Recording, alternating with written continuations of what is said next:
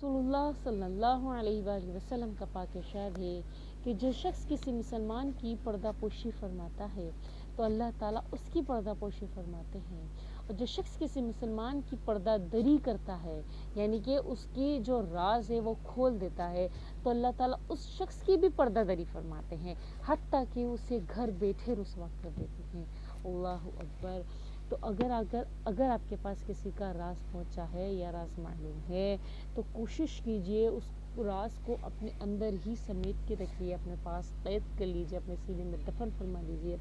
اور اس کو کسی کے سامنے فاش مت کیجئے، صرف اور صرف اس ڈر سے بھی کہ کہیں یہ مکافات عمل نہ ہو جائے اور اللہ تعالیٰ میری پردہ دری نہ کر دے۔ سمجھ میں آ رہی ہے؟ پردہ فاش نہ کر دے کہیں اللہ تعالیٰ تو، اور جو ہے نا، یہاں تک کہ آپ کو ایسا لگتا ہے کہ بھائی میں نے تو ایسا کچھ کیا ہی نہیں تو پھر میرا کیا پردہ دری ہوگا، تو یہ اللہ تعالیٰ کو معلوم